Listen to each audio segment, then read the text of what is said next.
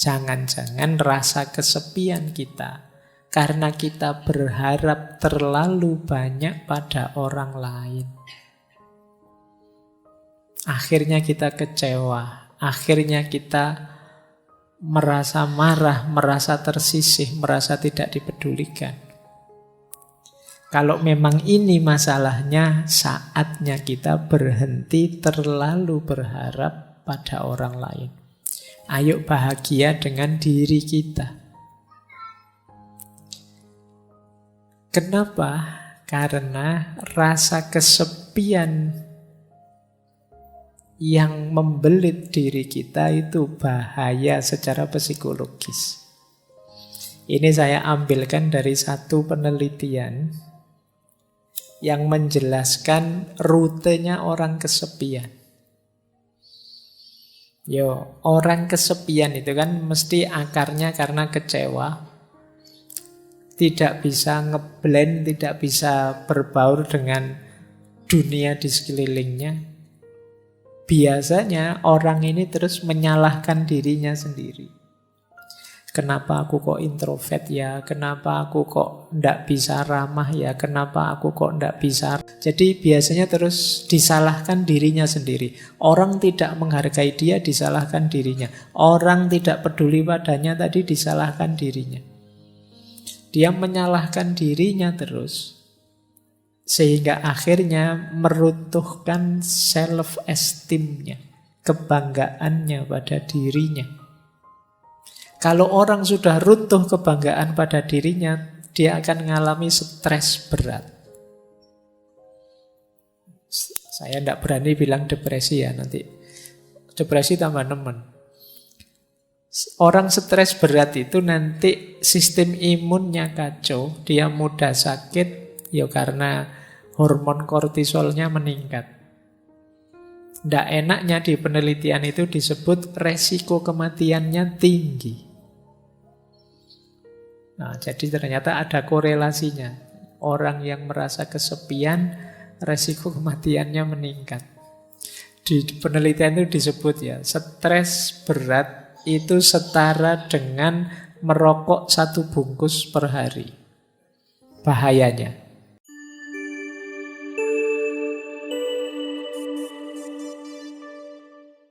Assalamualaikum warahmatullahi wabarakatuh. Bismillah, kita mulai lagi belajar kita, ngaji filsafat kita. Baik, bismillah. Ada 2 istilah yang terkenal sekali kalau dalam bahasa Inggris, yaitu loneliness dan solitude. Ini dua-duanya artinya kesendirian, kesepian, tapi maknanya berlawanan.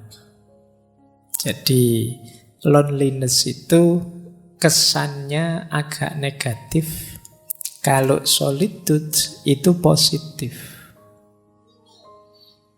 Jadi sendiri yang positif dan sendiri yang negatif.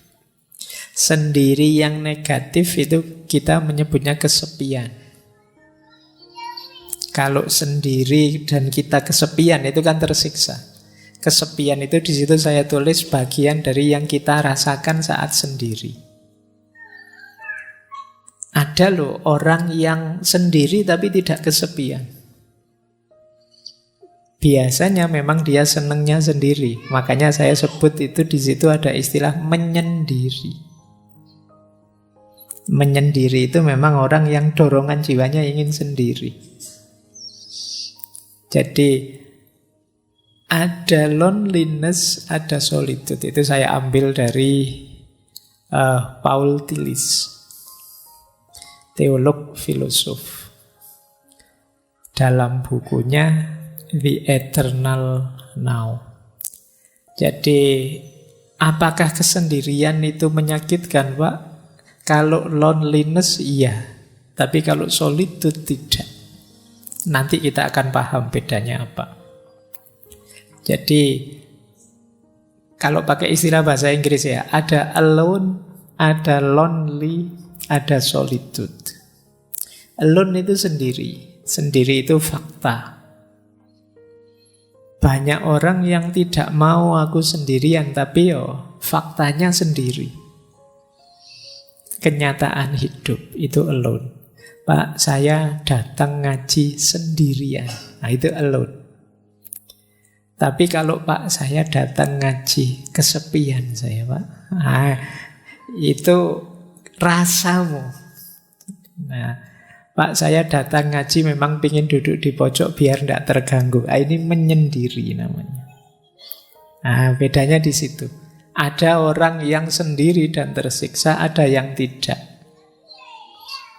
Jadi ini bedanya ya, sendirian dan kesepian. Baik, kita lanjutkan. Nah, ada yang punya perspektif seperti ini. Punya perspektif bahwa kesepian itu lahir sebenarnya karena ada keinginan untuk dipahami yang tidak terpenuhi. Kenapa kok setiap orang punya titik sepinya sendiri? Karena dalam hidup pasti ada hal di mana kita ingin dipahami dan orang lain tidak bisa memahami kita. Dan kita jengkel, dan kita kecewa, dan kita marah, dan kita merasa diabaikan dan lain sebagainya. Di titik itu kita merasa kesepian. Mau saya gini loh, kok teman-teman itu enggak paham-paham sih. Itu kan kita jengkel. Keinginanku itu seperti ini loh, kok teman-teman enggak peduli sih. Itu kan terus kita jengkel. Di situ kita merasa kesepian. Makanya katanya Carl Jung yang dulu pernah kita bahas, kesepian tidak datang karena tidak adanya orang di sekelilingmu, namun karena engkau tidak mampu mengungkapkan segala yang menurutmu penting. Ada hal penting ingin kita ungkapkan, tapi orang lain tidak paham-paham. Orang lain tidak mau tahu, tidak mau mengerti. Akhirnya kita merasa sendirian. Dilanjutkan itu oleh Jodi Picoult, ini novelis Amerika. Kata dia, biar ku beritahu engkau, kalau engkau ketemu seorang penyendiri, itu bukanlah karena mereka menyukai kesendirian, namun karena mereka sebelumnya telah berusaha keras untuk membaur ke dalam dunia, dan orang-orang selalu mengecewakannya. Jadi kita merasa sepi, merasa sendiri ketika orang tidak mau tahu kita, ketika orang mengabaikan kita, ketika orang tidak peduli pada kita. Kita teriak-teriak, mbok jangan maki-maki di medsos, mbok jangan gegeran di medsos, ayo kita rukun. Dan orang-orang tetap maki-maki, tetap gegeran. Di situ kan kita merasa, ternyata suaraku tidak didengar. Ternyata nasihatku tidak diikuti. Ternyata keinginanku tidak dipahami. Di situ kita merasa, nilaiku ini apa sih? Nah, ini jadi sepilah kita merasa itu. Maka teman-teman kalau merasa hidupnya semi, coba dicek. Jangan-jangan seperti yang dijelaskan di awal, kita mematok keinginan terlalu tinggi terhadap orang lain. Kita ingin orang lain paham kita ingin orang lain suka pada kita ingin orang lain peduli pada kita ingin orang lain memperhatikan nasihat kita. Dan ketika keinginan ini tidak terpenuhi, kita merasa asing, kita merasa sepi.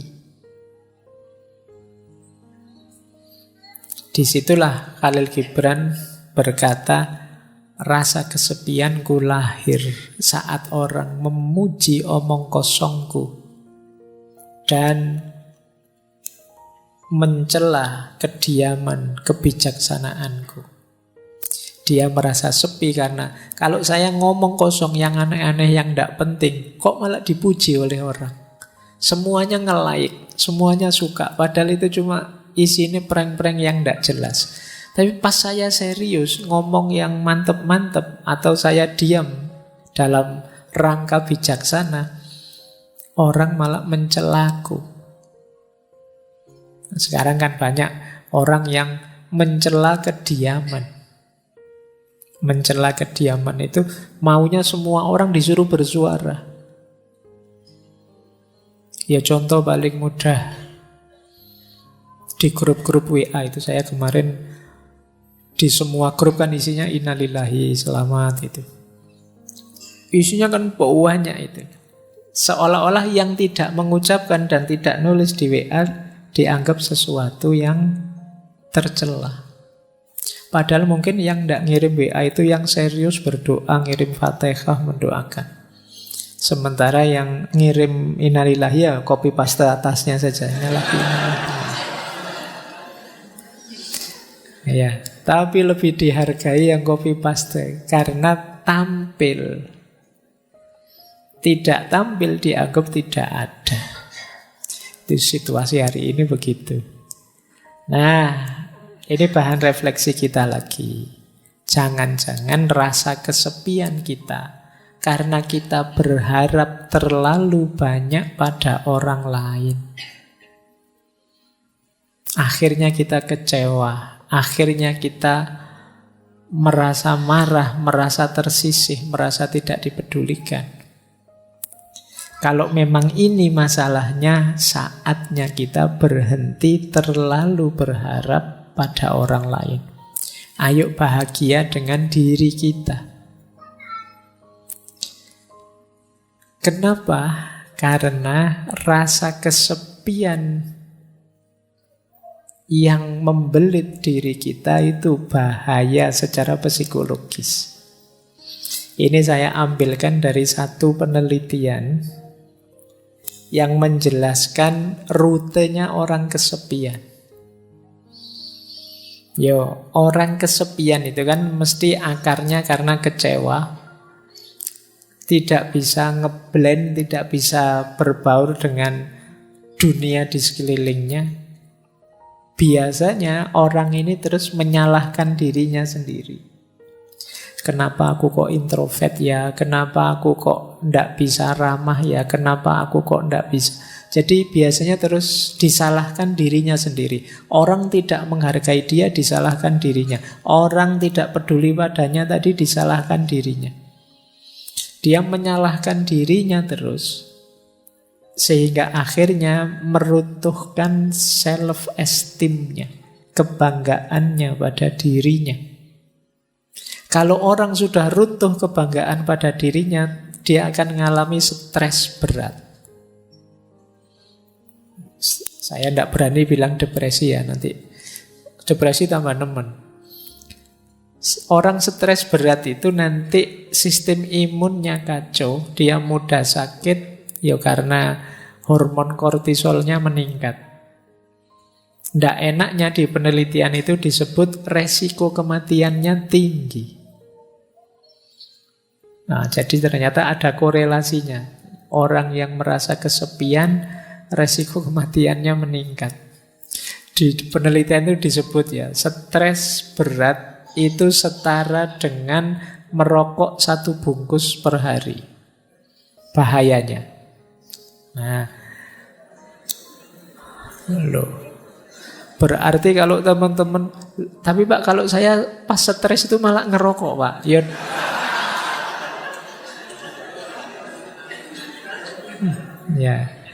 Ya wis bener, daripada bahayanya seperti ngerokok 1 bungkus, ya ngerokok saja sekalian 1 bungkus.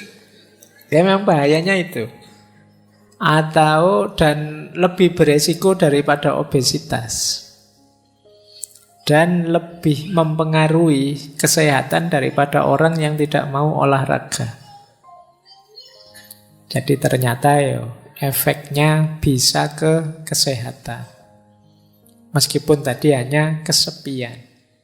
Sepi, menyalahkan diri sendiri, stres, dan mati. Resiko kematiannya tinggi.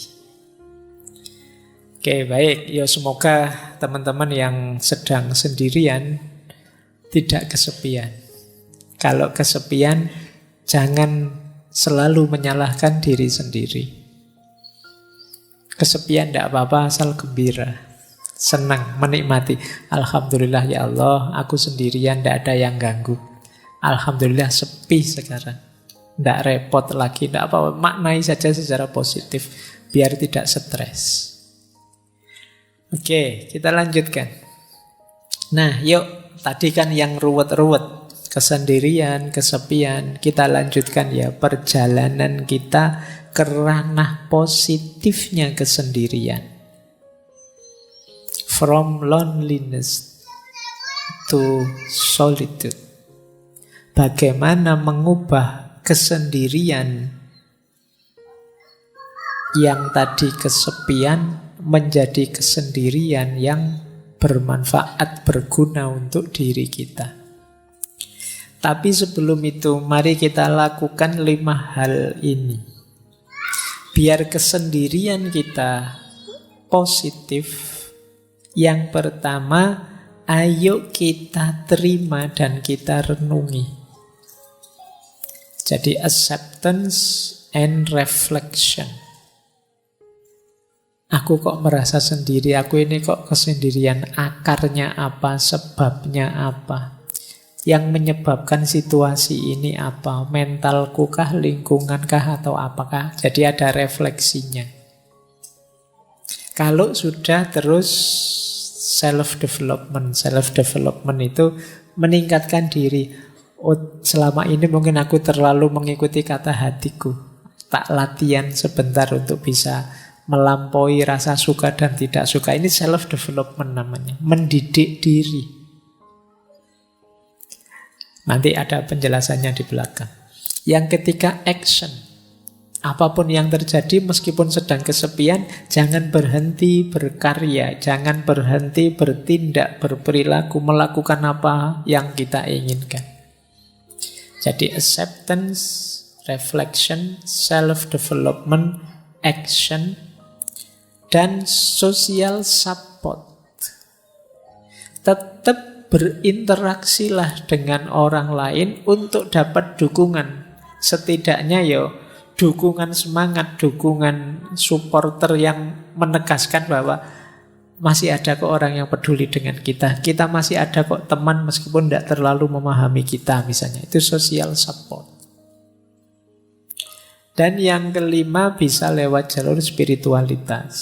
Jangan lupa, sesepi apapun hidup kita, masih ada Allah. Nah ini nanti puncaknya nanti ke sini ya. Terakhir saya ingin ngomong ini. Tapi itu tadi, hidupkan dulu, nyalakan dulu 4 yang pertama. Terimalah, kalau mampu renungilah. Kemudian perbaiki diri kalau memang harus ada yang diperbaiki. Jalankan, tetap beraktivitas, berkarya. Biar tidak runtuh kebanggaanmu pada dirimu. Setelah itu yakinlah bahwa akan selalu ada orang yang siap mendukungmu. Tegaskan social support di sekeliling kita. Pendukung orang-orang yang mencintai kita, menyayangi kita. Yang anytime siap membantu kita semampu mereka. Dan yang terakhir, yakinlah bahwa kita tidak pernah ditinggal oleh Yang Maha Kuasa, oleh Allah. Kita saja yang sering lupa atau menjauh darinya. Ini akan jadi solusi agar loneliness berubah jadi solitude. Mungkin kita masih sendirian, tapi sekarang kesendirian itu produktif. Kesendirian itu manfaatnya besar.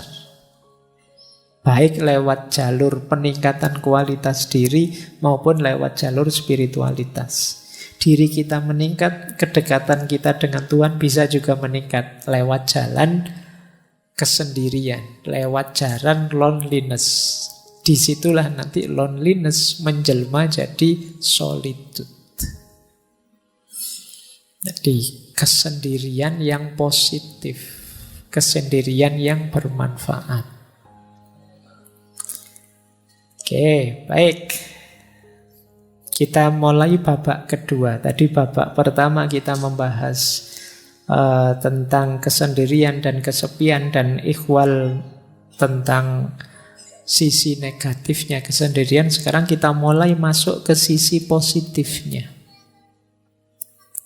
Yang pertama, ada banyak norma moral maupun norma agama yang mengarahkan kita untuk sendiri dan menganggap kesendirian itu adalah keutamaan. Nanti yang agama saya bicarakan di belakang. Saya ambil contoh misalnya Mahatma Gandhi. Orang itu bisa membuktikan dirinya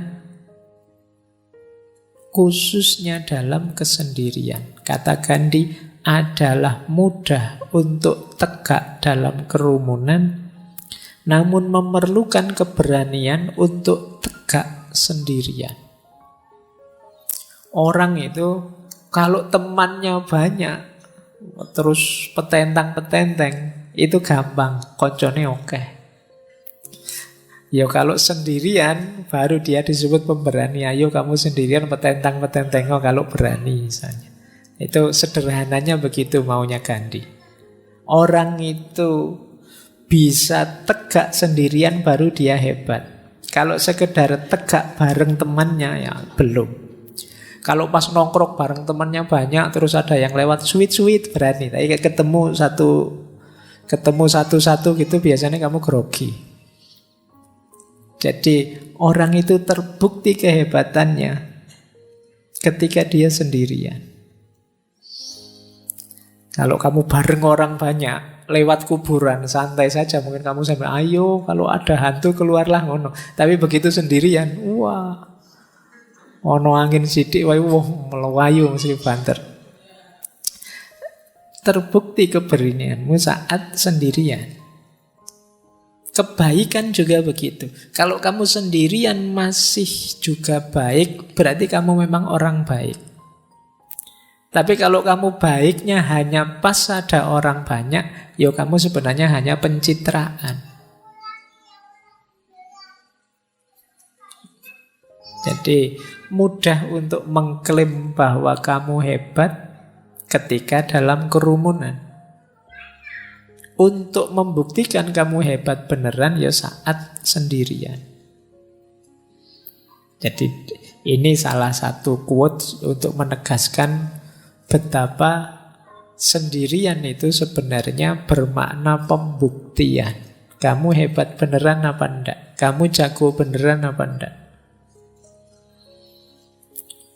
Makanya kata Lause, orang biasa itu membenci kesendirian. Namun seorang master, dia bisa memanfaatkan kesendirian, dia memeluk kesendirian sambil menyadari bahwa dia adalah satu dengan seluruh semesta. Jadi kesendirian bermakna pembuktian diri. Saatnya kalian tampil, ya sendiri. Kalau saatnya kalian tampil kok banyak orang, kamu tidak akan terlihat. Eksis itu dirimu sendiri. Semakin banyak orang yang menopangmu, ya kamu dianggap belum terlalu eksis. Untuk menegaskan bahwa kamu eksis, ya ketika kamu sendiri pun ternyata bisa tegak. Jadi jalan keutamaan lewat aspek sendirian ini membuktikan bahwa kita ini memang benar-benar mampu, benar-benar bisa. Jadi secara positif, kesendirian bisa bermakna pembuktian. Lanjut. Secara positif juga, kesendirian bisa bermakna kebebasan.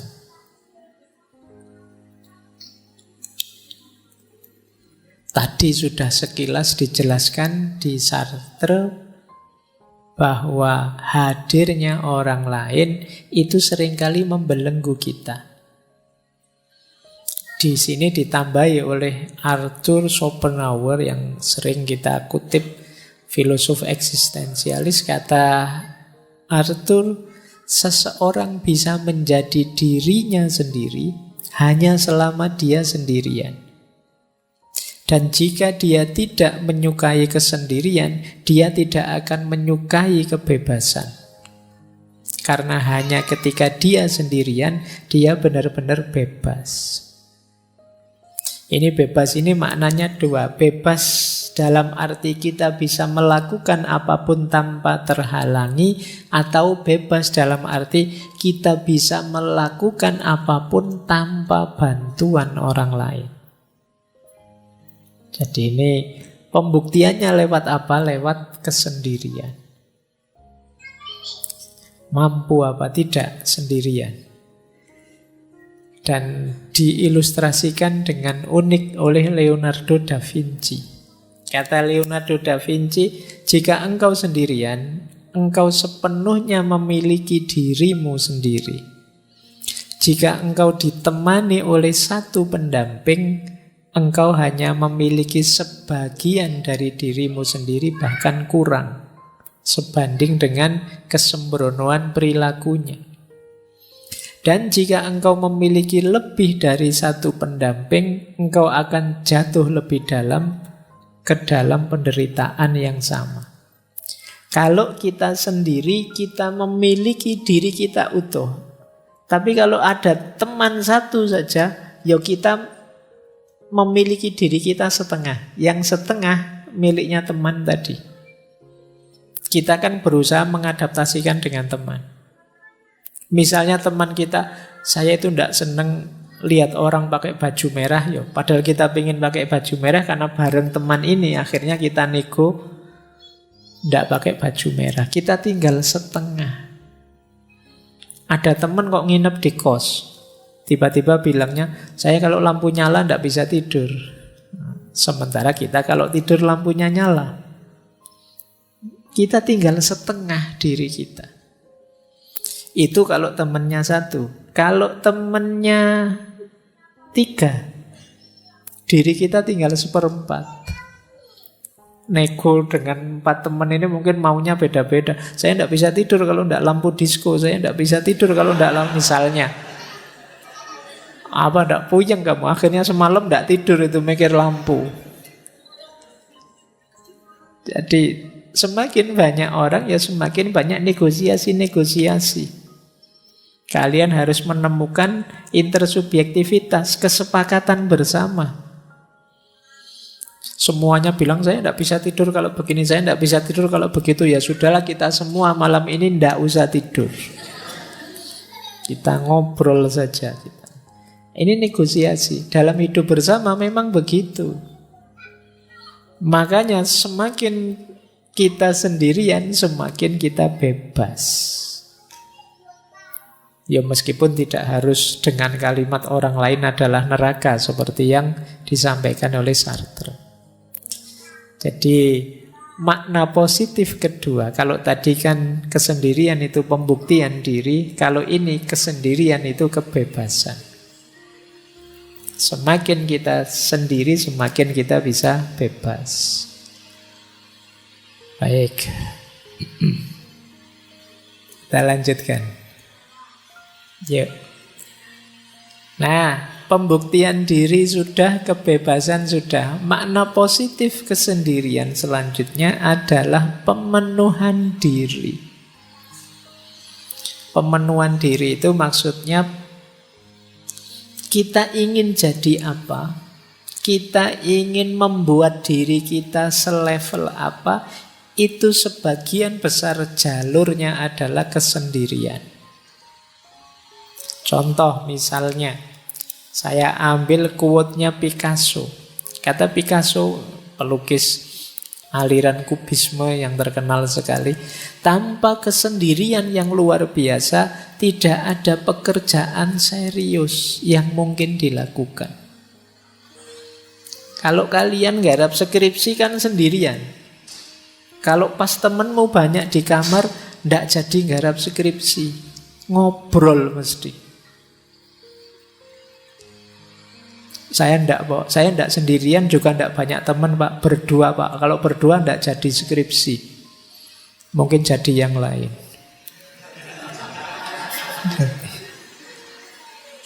Jadi, kalau ingin berkarya, kata Picasso, yang luar biasa, bukan karya yang sekedar ada, kita perlu kesendirian. Tanpa kesendirian yang luar biasa, tidak ada pekerjaan serius yang mungkin dilakukan. Dan ini dikuatkan oleh Buddha. Kalau ini spiritualitas, tidak ada yang menyelamatkan kita kecuali diri kita sendiri. Tidak ada yang bisa, tidak ada yang mungkin bisa. Kita sendiri harus menempuh jalan itu. Ini dalam dunia spiritual juga begitu. Kalau kita tidak berjalan menuju Allah sendiri, sehebat apapun guru kita, sedahsyat apapun torekot kita, aliran kita, tidak terlalu manfaat. Kalau kitanya sendiri tidak jalan. Jadi perjalanan spiritual pun sendirian. Meskipun ada yang ngasih petunjuk, ada yang nuntun, ada yang menemani, tapi masing-masing berjalan di jalannya sendiri-sendiri. Tidak bisa diwakilkan. Tidak bisa kok, saya sudah berguru pada ustadz ini atau ulama ini, kan sudah Pak, ulama saya hebat sekali Pak, selesai sudah. Ya enggak. Kalian harus berjalan sendiri di jalan yang ditunjukkan oleh beliau. Tidak bisa diwakilkan. Jadi perjalanan spiritual pun ternyata juga perjalanan yang sendiri. Bahkan katanya Orhan Pamuk, yang teman-teman mungkin pernah baca novelnya, beliau novelis dari Turki. Kata beliau, aku butuh sakitnya kesepian untuk membuat imajinasiku berhasil. Nah, mungkin kalau ada teman-teman yang ingin jadi sastrawan, nulis novel, coba nikmati sakitnya kesepian. Kata Pamuk, justru di situ imajinasiku main liar dalam kesepian. Ya, karena memang kalau banyak teman, saya tidak membayangkan apa kalian bisa nulis novel kok terus banyak teman ramai sambil ngobrol, sambil ngopi, sambil itu tidak jalan. Jadi imajinasi kita hidup dalam sakitnya kesepian. Itu kata Pamuk. Bahkan kata Goethe, dulu pernah kita bahas beliau, jiwa yang melihat keindahan terkadang secara otomatis berjalan sendirian.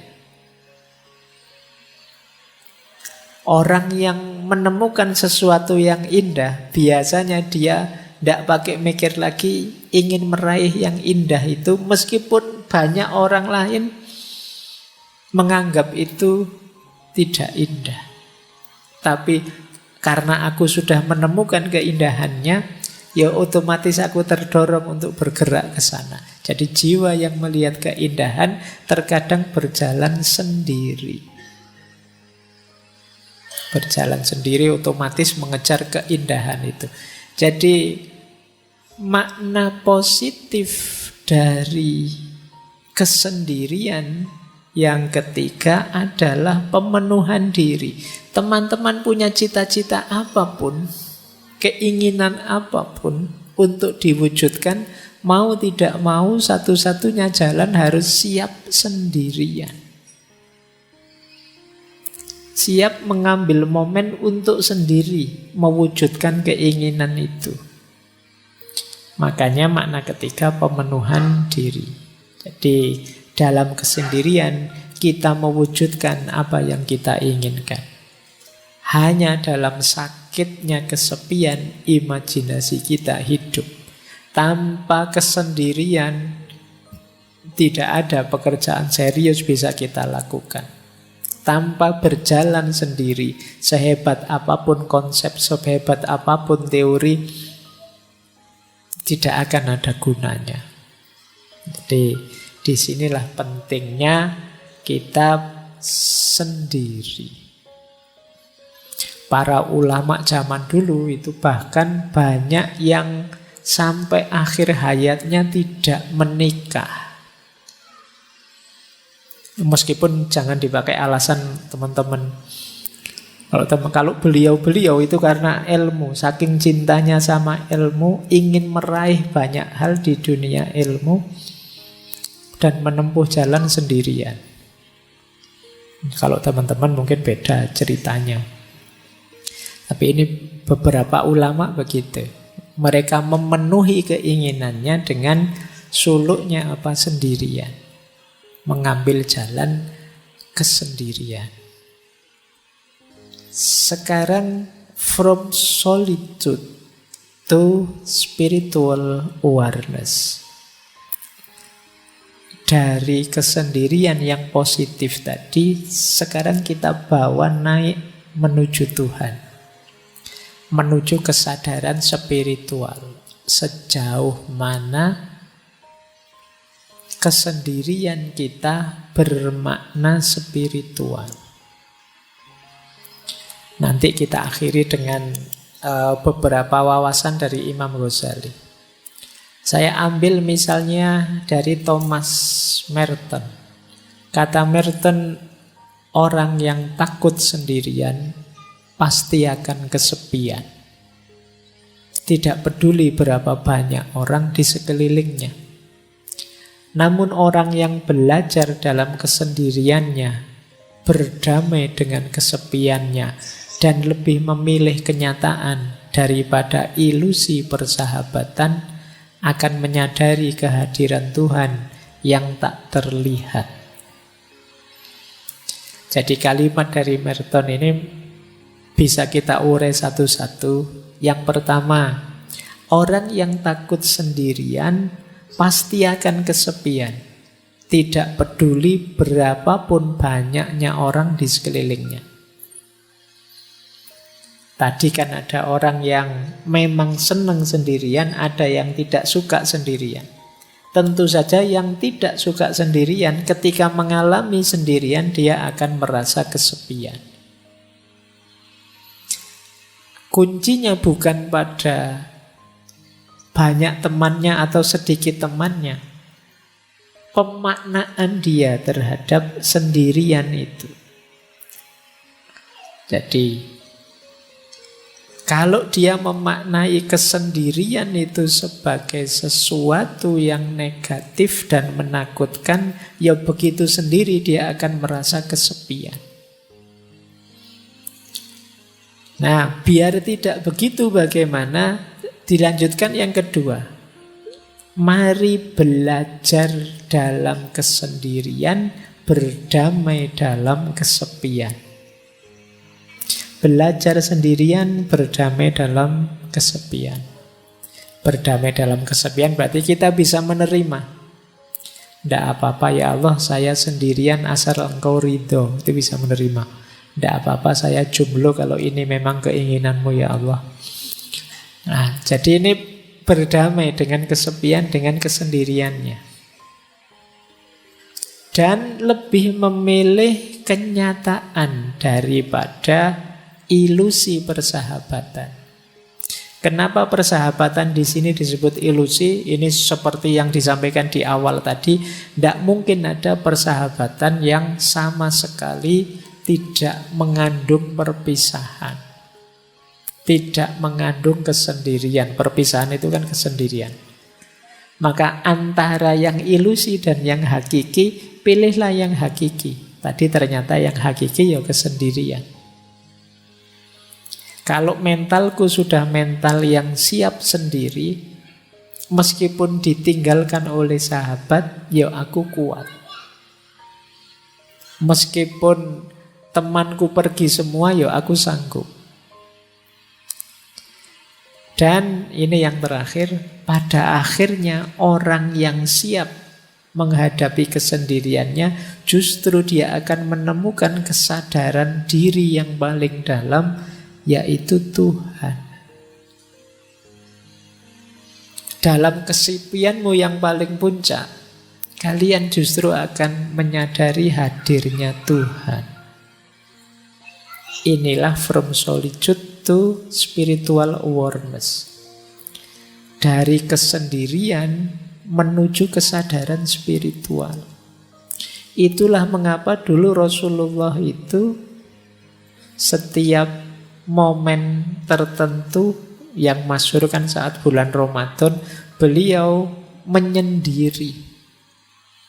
Istilahnya bertahanus, kalau bahasa sufinya kholwat uzlah, ke Gua Hira. Jadi kesendirian ini tujuannya apa? Yuk, dalam rangka menyadari hadirnya Tuhan. Jadi tadi ada sisi negatifnya kesendirian, namanya kesepian, tapi juga ada sisi positifnya. Dan sekarang sisi yang positif itu kita bawa berjalan ke ranah spiritual. Kita lanjutkan, belajar lagi. Kata Osho lagi tadi, Osho sudah kita kutip ya. Perjalanan ke dalam diri adalah perjalanan menuju kesendirian yang absolut. Engkau tidak dapat mengajak orang lain ke sana bersamamu. Ini sama dengan Hermann Hesse yang menulis novel tentang Buddha. Kita harus menjadi sendiri, sangat sendiri. Lalu kita menarik diri ke dalam diri yang terdalam. Mungkin rasanya sangat sepi. Ini memang jalan penderitaan yang pahit. Tetapi kemudian kesendirian kita akan teratasi. Kita tidak lagi merasa kesepian. Karena kita menemukan bahwa dalam diri kita yang terdalam ada jiwa. Yaitu yang ilahiyah yang tak terpisahkan. Lalu kita menemukan diri kita berada di tengah-tengah dunia, namun tidak terganggu oleh keserbaragamannya. Karena jiwa kita yang paling dalam itu membuat kita tahu bahwa diri kita adalah menjadi satu dengan semua makhluk. Jadi kesadaran spiritual itu nanti bertahap. Yang pertama, kesadaran bahwa hakikatnya kita sendiri. Karena hakikatnya kita sendiri, terus kita masuk ke dalam diri. Saat kita masuk ke dalam diri, di situ kita ketemu inti diri kita yang sifatnya ilahiyah, yang disebut ruh. Kesadaran ruhaniyah ini, kalau memang sudah kita pahami, pada akhirnya kita akan kembali lagi ke dunia, tapi sudah tidak tergoda lagi. Dengan kesadaran bahwa semua makhluk hakikatnya satu, yaitu ciptaannya Allah, citranya Allah, citranya Tuhan. Inilah from solitude to spiritual awareness. Jadi diawali dari sendiri, sendiri yang tidak kesepian, dilanjutkan dengan perjalanan ke dalam diri, dipuncai dengan kesadaran ilahiyah, diterapkan dalam hidup sehari-hari, yang tidak merasa ada bedanya semua makhluk dan tidak tergoda oleh warna-warni duniawi. Inilah from solitude to spiritual awareness.